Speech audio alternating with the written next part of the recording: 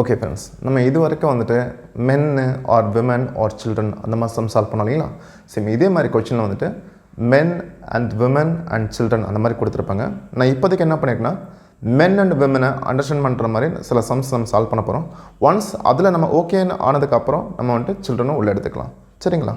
இப்போ நம்ம கொஸ்டின் பாருங்கள் என்ன கொடுத்துருக்கோன்னா 4 men and 6 women can do a piece of work in 8 days. The same work is completed by 3 men and 7 women in 10 days. Then in how many days 10 women alone can do the work ன்னு கேட்டிருக்காங்க. Okay, இது பார்க்கும்போது இந்த team வந்துட்டு 8 டேஸில் என்ன work முடிக்கிறோ அதே work தான் இந்த டீம் வந்துட்டு 10 டேஸில் முடிக்குதுன்னா அப்போ 10 உமனுக்கு மட்டும் எவ்வளோ டேஸ்ன்னு கேட்டிருக்காங்க. அகைன் செயின் ரூலில் வந்துட்டு எனக்கு விமனுக்கு ஆன்சர் சொல்லணும்னா நான் மேலே எடுக்கிறதும் விமன் தான் எடுக்கணும்.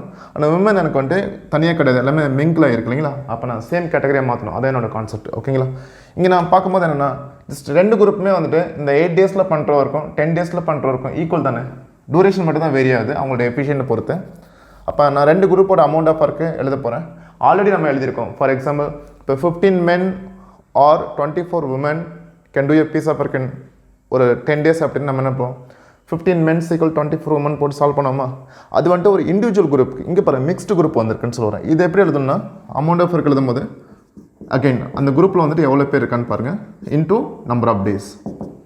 செகண்ட் குரூப்பில் 3 men + 7 women into number of days வந்துட்டு 10.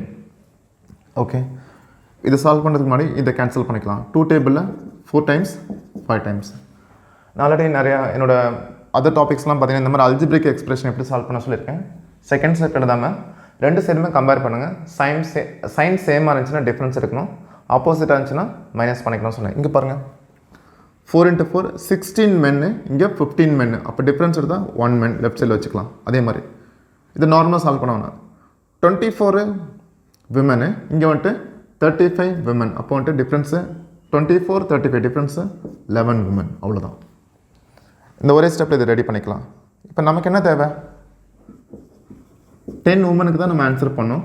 அப்போ இதுவுமே நான் வந்துட்டு இருக்கிறதுமே விமனாக மாற்றிக்கிறேன். விமனை மாற்றும் போது கவனிச்சு ஒன்று இந்த செட்டு சப்ஜெக்ட் பண்ணலாம், இல்லை இந்த செட்டு சப்ஜெக்ட் பண்ணலாம். அது உங்களோட சப்ரியும். நான் இப்போ என்ன பண்ணுறேன்னா இங்கே எனக்கு இது ஆல்ரெடி விமனாக இருக்குது, அதை அப்படியே விட்டுறேன். இதை மட்டும் நான் விமனாக மாற்ற போகிறேன். 1 menக்கு 11 womenனா 4 men இருந்தால் இன்ட்டு 4. அப்போ இன்ட்டு 4 போடும்போது 44 women.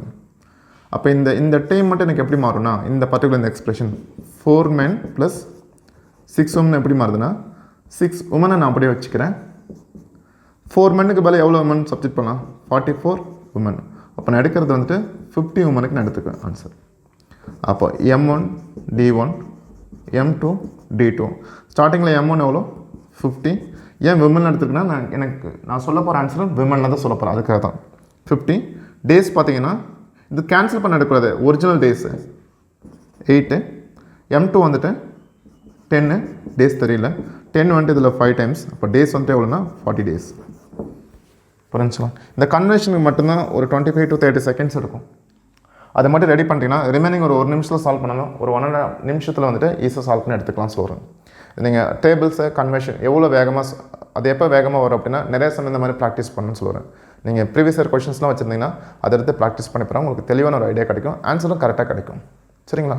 சரி, இதே மாதிரி இன்னொரு சம் பார்க்கலாம். ஓகே, சம் பார்த்தீங்க அப்படின்னா 5 men and 8 women can do a piece of work in 10 days and the same work is completed by 3 men and 7 women in 12 days. Then in how many days the work will be completed by 11 men கேட்டிருக்காங்க. Okay, இது already நம்ம previous சம்மில் பார்த்தா அதே category தான். இந்த group வந்துட்டு 10 டேஸில் முடிக்கிறது அதே ஒர்க்கு தான்.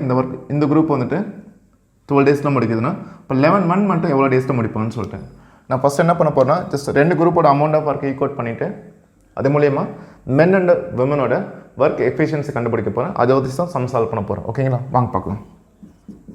5 men + 8 women எவ்வளோ டேஸு 10 டேஸில் எவ்வளோ ஒர்க் பண்ணுறாங்களோ அதே ஒர்க்கை தான் 3 men + 7 women வந்துட்டு எவ்வளோ டேஸில் முடிக்கிறாங்க 12 டேஸில். Okay, listen. நான் இதை சிம்பிளிஃபை பண்ணுறதுக்கு முன்னாடி 2 டேபிள் இது 5 times, இது எவ்வளோங்க 6 times. ஆல்ரெடி சொன்னது தான். நார்மலாக சால்வ் பண்ண போகிறது கிடையாது. ஜஸ்ட்டு 2 சைடுமே கம்பேர் பண்ணி டிஃப்ரென்ஸ் எடுக்க போகிறேன். எல்லாமே சேம் சைனாக இருக்குது. இங்கே 25 men, இங்கே 18 men. அப்போ 7 men. 40 men 40 women 42 women. Difference வந்துட்டு 2 women. ஓகேங்களா, இதுலேருந்து எனக்கு கிடச்சி நான் இப்போ ஆன்சர் பண்ண வேண்டியது வந்துட்டு 11 மென்னுக்கு ஆன்சர் பண்ணணும். அப்போ நான் சூஸ் பண்ணுறதும் மென்னாக சூஸ் பண்ணணும். ரைட் சைடு லெஃப்ட் சைடு எங்கேனாலும் சூஸ் பண்ணிக்கலாம். நான் இங்கே பார்த்தீங்கன்னா எனக்கு எல்லாமே மென்னாக மாற்றணும். ஆல்ரெடி இது மென்னில் தான் இருக்குது. இந்த 8 உமன் இருக்கு இல்லைங்களா, அதுக்கு மட்டும் எனக்கு சப்ஸ்டிட் பண்ணணும். இங்கே பாருங்கள், 2 உமன் வந்துட்டு 7 மென்னுக்கு ஈக்குவலாக இருக்காங்கன்னா அப்போ 8 உமனுக்கு போது இன்ட்டு 4 பண்ணியிருப்பேன். இப்போ இதுவும் இன்ட்டு 4 பண்ணும்போது நமக்கு என்ன கிடைக்குன்னா 28 மென். அப்போ என்ன பண்ணிக்கலாம்னா 5 மென்னை நான் அப்படியே வச்சுட்டேன். இந்த 8 உமனுக்கு பதில் என்ன பண்ணியாச்சு 28 மென். ஆக்சுவலாக இது ரெண்டே ஆட் பண்ண எனக்கு என்ன கிடைக்குதுன்னா 33 மென்னுக்கு நான் சூஸ் பண்ணிட்டா போதும். 33 மென்னுக்கு இந்த குரூப்புக்கு ஈக்குவலாக நான் என்ன எடுத்துக்கலாம் 33 மென் எடுத்துக்கலாம். அப்போ எனக்கு M1 பார்த்தீங்கன்னா 33, டேஸ் வந்துட்டு 10, M2 வந்துட்டு 11, டேஸ் வந்துட்டு 3 ஆன்சர் வச்சுக்கலாம்.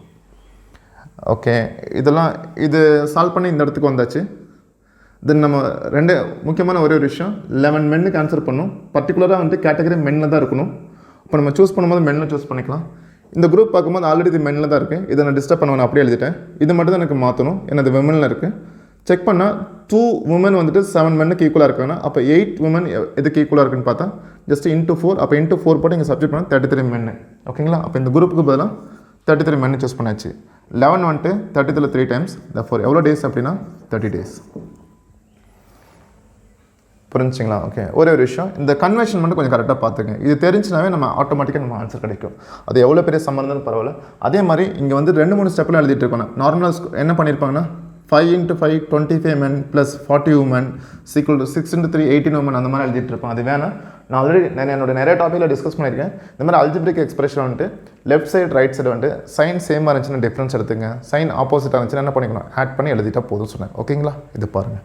இந்த நெக்ஸ்ட் சம்மில் வந்துட்டு இப்போதைக்கு நம்ம வந்துட்டு மென் அண்ட் உமன் தானே பார்த்தோம். நெக்ஸ்ட்டில் வந்துட்டு மென், விமன், சில்ட்ரனையும் உள்ளே கொண்டு வரலாம்னு சொல்கிறேன். Okay, thank you so much.